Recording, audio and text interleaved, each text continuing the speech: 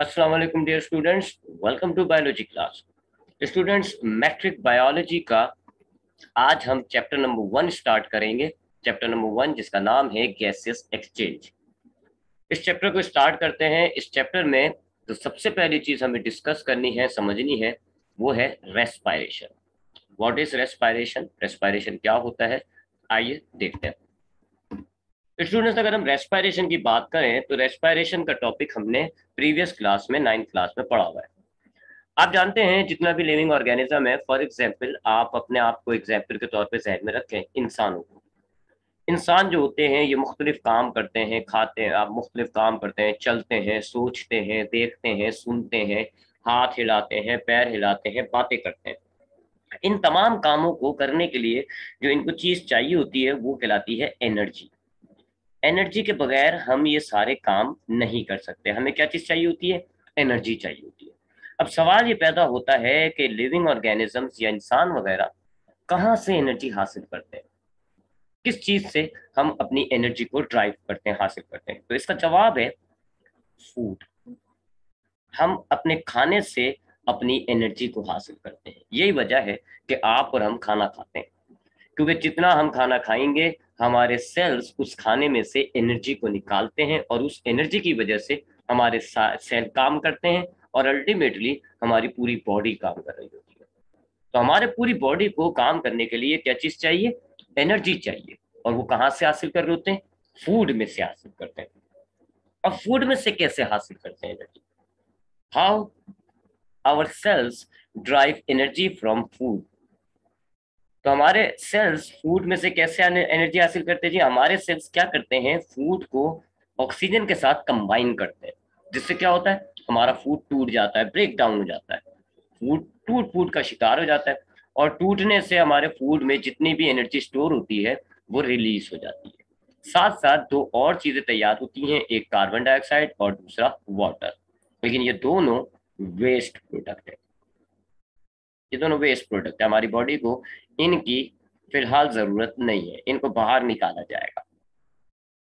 सो हमारे सेल्स ने कैसे एनर्जी हासिल की? हमारे सेल्स ने फूड को कंबाइन किया ऑक्सीजन के साथ। ऑक्सीजन की वजह से फूड जो है वो ब्रेक डाउन हो गया, टूट गया और हमारे सेल्स को एनर्जी मिल गई। So that break down of food, इस खाने को तोड़ने का जो अमल था, जो प्रोसेस था जिससे हमारा फूड टूट जाता है, एनर्जी निकल आती है, उसको हम कहते हैं रेस्पायरेशन। रेस्पिरेशन क्या है जी? Oxidation of food. Oxidation of food का मतलब होता है ऑक्सीजन की मदद से खाने को तोड़ना। Oxidation of food to release energy. खाने को ऑक्सीजन की मदद से तोड़ना ताकि उसमें से एनर्जी निकल आए, इज कॉल्ड रिस्पायरेशन। इसको हम रिस्पायरेशन कहते हैं। तो आज से बात याद रखिएगा, जब भी आप खाना खाते हैं तो आपके खाना जो है, आपका जो फूड है, वो ऑक्सीजन की मदद से टूट जाता है और उस फूड में जितनी भी एनर्जी स्टोर हुई हुई होती है वो एनर्जी निकल आती है। और फिर इस एनर्जी की वजह से आपके सेल्स काम करते हैं, आपके बॉडी पार्ट्स काम करते हैं और अल्टीमेटली आपकी पूरी बॉडी काम कर रही होती है। स्टूडेंट्स, ये जो प्रोसेस होता है रेस्पायरेशन का, it is a cellular process. यानी कि ये आपके सेल्स में होता है। आपके जिस्म में कोई खास, कोई स्पेसिफिक पार्ट नहीं है जो ये काम करेगा, जो फूड को तोड़ेगा, बल्कि आपके जिस्म का हर सेल फूड को तोड़ता है और उसमें से एनर्जी को निकालता है। ठीक है, आपके जिस्म के सेल्स में, ये आपकी बॉडी का एक सेल है। ठीक है, ये आपकी बॉडी का एक सेल है। तो आपकी बॉडी के सेल में एक ऑर्गेनल पाया जाता है, ये वाला। दैट ऑर्गेनल, जिसको हमने जरा मैग्नीफाई कर दिया, that organelle is called mitochondria. इस ऑर्गेनल को हम कहते हैं माइटोकॉन्ड्रिया। आपके सेल के अंदर, आपकी बॉडी के तमाम सेल्स में होगा ये माइटोकॉन्ड्रिया। आपकी बॉडी के सेल्स में ये माइटोकॉन्ड्रिया मौजूद होता है और ये जो फूड की ऑक्सीडेशन है ये यहाँ माइटोकॉन्ड्रिया में हो रही होती है। तो आपके तमाम सेल्स अपने लिए खुद ही एनर्जी बनाते हैं। कैसे? क्योंकि उनके अंदर एक ऑर्गेनल पाया जाता है माइटोकॉन्ड्रिया। आपका फूड, आपकी ऑक्सीजन सेल्स तक पहुंचेगी, माइटोकॉन्ड्रिया के अंदर जाएगी और फिर माइटोकॉन्ड्रिया के अंदर फूड जो है वो ऑक्सीडाइज हो जाएगा, फूड टूट जाएगा और उसमें से एनर्जी निकल आएगी और इस एनर्जी की मदद से आपका सेल काम करेगा। So that breaking down of food to release energy, that process is called respiration. ये हमने 9th क्लास में पढ़ा था, बकायदा पूरा डिटेल में पढ़ा था। सो क्या हुआ रिस्पायरेशन, कि हमारे सेल्स के अंदर फूड जाता है, ऑक्सीजन की मदद से वो फूड ब्रेक हो जाता है और उस फूड में से एनर्जी रिलीज हो जाती है। ये एनर्जी इंतहाई जरूरी है, इस एनर्जी की वजह से हमारे सेल्स काम करते हैं और फिर हमारे तमाम सेल्स काम करते हैं तो फिर हम भी काम कर रहे होते हैं, हम भी जिंदा होते हैं।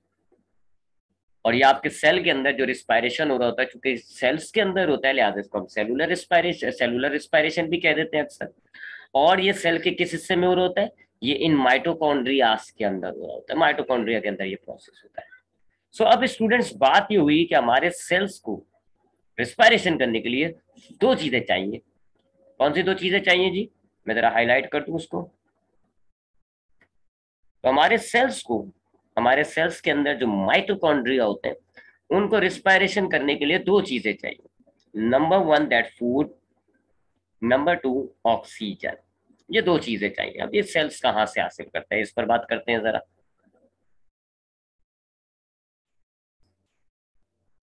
तो अब आपके सेल्स के माइटोकॉन्ड्रिया को दो चीजें चाहिए, number one that food and number two oxygen. ये दोनों चीजें मिलेंगी तो आपके सेल्स के ये जो माइटोकॉन्ड्रिया होते हैं ये रिस्पायरेशन करते हैं। अब फूड कहाँ से आता है आपके सेल्स में, how the cells get the food? इसका जवाब है डाइजेस्टिव सिस्टम। आपकी आपकी बॉडी में एक सिस्टम होता है जिसको हम कहते हैं डाइजेस्टिव सिस्टम। आपके डाइजेस्टिव सिस्टम्स की वजह से आपका जो कॉम्प्लेक्स फूड होता है वो सिंपल फूड में कन्वर्ट हो जाता है। 9th क्लास में आपने पढ़ा है, सिंपल फूड्स में कन्वर्ट हो जाता है। वो सिंपल फूड आपके ब्लड में डिसॉल्व हो जाता है, आपके खून में डिसॉल्व हो जाता है। फिर खून, आपका ब्लड फ्लो होता होता सेल्स तक पहुंचता है और आपके सेल्स आपके ब्लड में से उस फूड को निकाल लेते हैं। तो that is how just the cells got food. आपने जो भी खाना खाया आपके डाइजेस्टिव सिस्टम में जाता है, वो आपका डाइजेस्टिव सिस्टम उसको तोड़कर सिंपल बना देता है, इतना सिंपल कि वो आपके ब्लड में डिसॉल्व हो जाए। और फिर ये जो फूड है, सिंपल फूड जो ब्लड में डिसॉल्व हो गया, क्योंकि ब्लड आपका पूरी बॉडी में फ्लो हो रहा होता है, तो आपका ब्लड आपके सर से लेके पैर तक तमाम सेल्स तक जाएगा और सेल्स इस ब्लड में से फूड को निकाल लेंगे। सो फूड तो आपके सेल्स तक पहुंच गया, किसकी वजह से, ब्लड की वजह से। बट बात करते हैं जी अब हम, ऑक्सीजन कैसे आती है, ऑक्सीजन जो है वो हमारे ब्लड में कैसे आ रही होती है, एक बात तो ये। दूसरी बात, इस रिस्पायरेशन के नतीजे में एनर्जी तो प्रोड्यूस हुई जो कि आपके सेल्स के लिए चाहिए थी, but what about this carbon dioxide and what about this water?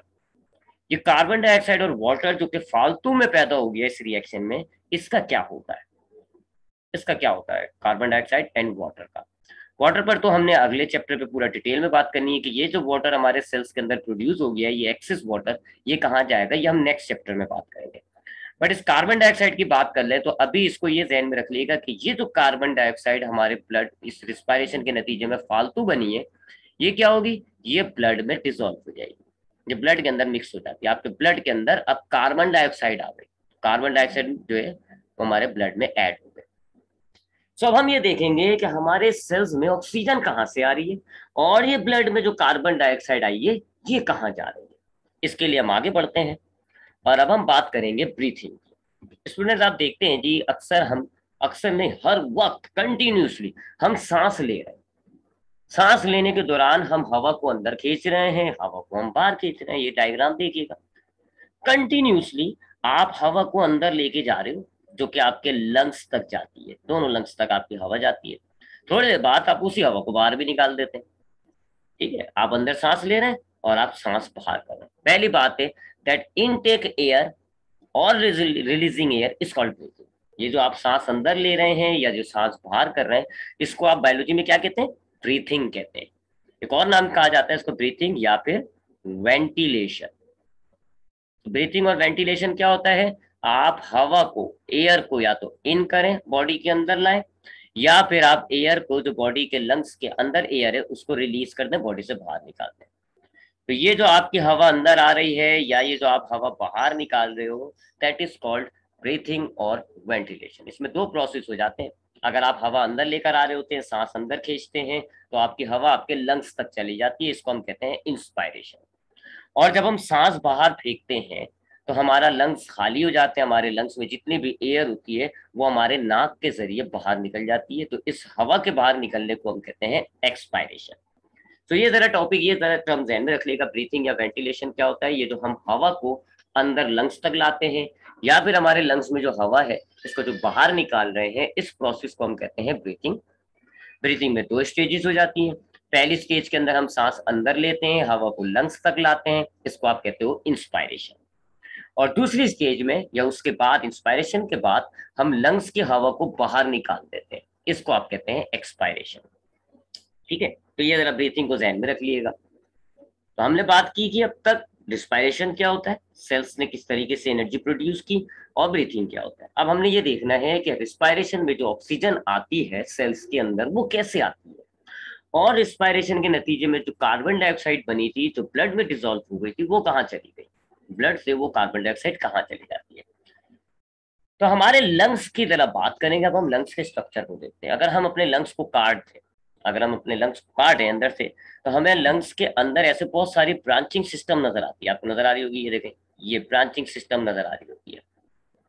इस ब्रांचिंग सिस्टम के एंड के अंदर आपको कुछ ऐसे स्ट्रक्चर्स नजर आ रहे होते हैं, दैट आर कॉल्ड एल्व्यूलाई। इनको आप क्या कहते हैं? एल्व्यूलाई। ये थोड़ा सा इसको मैग्नीफाइड कर दिया हमने, तो ये कहलाते हैं एल्व्यूलाई। तो आप जो हवा अंदर लाते हैं ना, वो इस ब्रांचिंग सिस्टम से होती हुई, इस ब्रांचिंग सिस्टम से होती हुई इन्हीं एल्व्यूलाई के अंदर आ रही है। सो एल्व्यूलाई कंटेन्स द एयर। ठीक है, आपको डायग्राम में भी नजर आ रहा होगा, या आपकी हवा यहाँ से आ रही है, फिर इस ब्रांचिंग सिस्टम के अंदर एंटर हो रही है, और हर ब्रांच के आखिर में आपको एल्व्यूलाई नजर आ रहा है, ये देखो। तो आपकी हवा अल्टीमेटली इन एल्व्यूलाई में भर जाती है, गुब्बारों की तरह होते हैं ये। आप जब गुब्बारे में हवा भरते हो तो वो फूल जाता है, हवा निकालते हो तो वापस सिकुड़ जाता है। बिल्कुल इसी तरीके से जब एल्विलाई में हवा भरेगी तो ये फूल जाएगा, जब एल्विलाई में से हवा निकलेगी तो ये सिकुड़ जाएगा। उसके बाद दूसरी बात, अगर हम देखें एल्विलाई के ऊपर ब्लड कैपिलरीज का जाल बिछा हुआ है, नजर आ रहा होगा आपको डायग्राम में, ब्लड कैपिलरीज का जाल बिछा हुआ है। दोनों हर एल्विलाइज में बहुत ही बारी बारी सी ब्लड कैपिलरीज मौजूद होती है, दे आर ब्लड कैपिलरीज। और इन ब्लड कैपिलरीज में क्या होता है? खून होता है। ठीक है, तो आगे बढ़े, तो ये हमारा हो गया alveoli, that is our alveoli. ठीक है, ये जो गोल बनाया हुआ ना हमने, ये एल्व्यूलाई हो गया। और ये हमारी ब्लड कैपिलरीज हो गई। ठीक है, जिसमें ब्लड कैपिलरीज में हमारे क्या है, हमारे ब्लड कैपिलरीज में हमारा खून होता है, ब्लड होता है। जबकि एल्व्यूलाई के अंदर क्या है जी? एल्व्यूलाई के अंदर एयर है। एल्व्यूलाई के अंदर क्या है? एयर है। अब ये जो एयर आपने अंदर की है, जब आप सांस अंदर लेते हो, इंस्पायरेशन करते हो, एयर को अंदर लाते हो, तो ये एयर आपकी यहां से होती हुई, इस ब्रांचिंग सिस्टम से होती हुई, इस एल्वुलाई के अंदर आ जाती है। इस एयर के अंदर मौजूद होती है ऑक्सीजन गैस। वही ऑक्सीजन गैस जो आपके सेल्स को रिस्पायरेशन के लिए चाहिए, वो ऑक्सीजन गैस इस एयर में मौजूद है।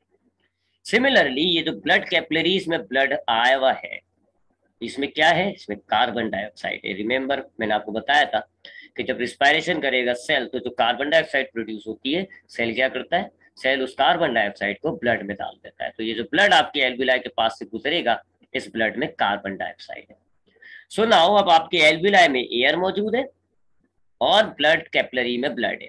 एयर के अंदर कौन सी गैस है? Oxygen gas. और ब्लड कैपिलरीज में जो ब्लड है उसमें कौन सी गैस है? Carbon dioxide. अब यहाँ क्या होगा, एयर और ब्लड दोनों अपनी गैसेस को एक दूसरे से तब्दील कर लेंगे। एयर अपनी ऑक्सीजन गैस ब्लड में डाल देगा और ब्लड अपनी कार्बन डाइऑक्साइड गैस एयर में डाल देगा। कैसे? ऐसे, याद देख रहे हैं? ये है जी आपका एल्विलाई। और इस एल्विलाई में इस वक्त मौजूद है हवा, और हवा में जो आपको व्हाइट डॉट्स नजर आ रहे हैं, दे आर ऑक्सीजन मॉलिक्यूल्स। जबकि ये आपकी ब्लड कैपिलरीज है, दे आर ब्लड कैपिलरीज। और इस ब्लड कैपिलरीज में ये आपका ब्लड फ्लो हो रहा है, ये ब्लड सेल्स आपके फ्लो हो रहे हैं। ठीक है, तो एल्विलाई में एयर है, एयर में ऑक्सीजन है, ब्लड आपका ये फ्लो हो रहा है। अब एयर में आपकी जो एल्विलाई है, उसमें जो एयर है, उसके जो ऑक्सीजन मॉलिक्यूल्स है, देखें, ये क्रॉस करके आपके ब्लड में शामिल होते हैं। जबकि ब्लड की जो कार्बन डाइऑक्साइड है, वो इस क्रॉस करके एल्विलाई की वॉल को आपकी एयर में शामिल होगा। ठीक है, तो वापस आए इस डायग्राम पे। अगर हम थोड़ा सा इसको रिमूव करें, अगर हम इस डायग्राम को, सो हमने क्या देखा, जब हम सांस अंदर लेते हैं तो हमारे लंग्स के अंदर जो एल्विलाई हैं उनमें एयर आ जाती है। ठीक है, और उस एयर के अंदर हमारे ऑक्सीजन गैस मौजूद होती है। जी। तो जब हम सांस लेते हैं अंदर तो हमारी यहाँ से एयर हमारे एल्विलाई में आ जाती है, तो एल्विलाई के अंदर क्या आ गई, हमारे एयर आ गई, and that air contains oxygen gas. उस एयर में ऑक्सीजन गैस है, और इस एल्विलाई के इर्द गिर्द से जो ब्लड कैपिलरीज गुजरती हैं उसमें वो ब्लड है जिसमें कार्बन डाइऑक्साइड है। तो हुआ क्या, आपके एयर में से ऑक्सीजन निकली और ब्लड में चली गई। ये देखें जी, आपकी ऑक्सीजन जो है वो ब्लड में एंटर हो गई, और ब्लड की जो कार्बन डाइऑक्साइड है वो एयर में आ गई। अब इस एयर में ऑक्सीजन नहीं, कार्बन डाइऑक्साइड है, और ये कार्बन डाइऑक्साइड वाली एयर एक्सपायरेशन के दौरान आप बाहर निकाल रहे हैं, बाहर निकाल रहे हैं, कार्बन डाइऑक्साइड रिलीज हो गई बॉडी से बाहर। जबकि इस ब्लड में अब जो यहां से ब्लड निकल रहा होगा, यहां से जो ब्लड आगे जा रहा होगा, उस ब्लड में ऑक्सीजन गैस है, और ये ब्लड अब आपका सेल्स को जाके ऑक्सीजन प्रोवाइड कर देगा, और यूं आपके सेल्स को फूड तो डाइजेस्टिव सिस्टम ने दे दिया था, ऑक्सीजन गैस पे मिल गई। So that is how respiration take place. तो ये जो आपके एल्विलाई और ब्लड कैपिलरीज के दरमियान हुआ है, इसको आप कहते हैं गैसियस एक्सचेंज। गैसियस एक्सचेंज क्या होता है, exchange of gases between air and blood. Exchange का मतलब होता है कि अगर हम कोई चीज दें, कोई चीज लें, इसको आप कहते हैं ना आम जबान में एक्सचेंज, एक चीज लेना, एक चीज देना। अभी हमने क्या देखा, यही हुआ ना, एयर ने एक गैस दे दी, एक गैस ले ली। कौन सी गैस दी एयर ने ऑक्सीजन गैस दी ब्लड को, और ब्लड से कौन सी गैस ले ली, carbon dioxide. So that exchange of gases between air and the blood, it is called gases exchange, जो आपके चैप्टर का नाम। So let's summarise the topic. Chapter number 1, gases exchange. Gases exchange क्या होता है, हम जो इनहेल करके एयर को अपने लंग्स के अंदर जो एल्विलाई होते हैं, उन एल्विलाई में जो हम एयर लेकर जाते हैं, उस एयर में होती है ऑक्सीजन गैस, और उस एल्विलाई के अराउंड जो ब्लड कैपिलरीज होती है उसमें होता है ब्लड, और ब्लड में होती है कार्बन डाइऑक्साइड। क्या होता है गैसेस एक्सचेंज, ब्लड अपनी कार्बन डाइऑक्साइड एयर को दे देगा, और एयर से ऑक्सीजन गैस ले लेगा। अब ये जो एयर है जिसमें कार्बन डाइऑक्साइड है, आप एक्सपायरेशन के जरिए इसको बाहर निकाल देते हैं। ये तो हो गया ब्रीथिंग। अब ये जो ब्लड है जिसमें ऑक्सीजन गैस है, ये आपके तमाम सेल्स तक जाएगा, और आपके सेल्स को ऑक्सीजन प्रोवाइड कर देगा। आपके सेल्स में फूड डाइजेस्टिव सिस्टम ने पहले से ही दिया हुआ था, अब ऑक्सीजन भी मिल गई। एंड नाउ, अब आपके फूड, आपके सेल्स में जो माइटोकॉन्ड्रिया होते हैं, वो इस फूड को ऑक्सीजन की मदद से ब्रेक कर देंगे, रिलीज हो जाएगी एनर्जी, और उस एनर्जी की वजह से आपके सेल्स जिंदा रह पाएंगे, काम कर सकते हैं। तो जिंदा रहने के लिए आपके सेल्स को रिस्पायरेशन की जरूरत है, रिस्पायरेशन के लिए ऑक्सीजन की जरूरत है। तो सबसे पहले ऑक्सीजन हासिल करने के लिए आप करते हो ब्रीथिंग, एयर को अंदर लाते हो, फिर होता है गैसियस एक्सचेंज, एंड देन फिर ब्रीथिंग, एक्सपायरेशन।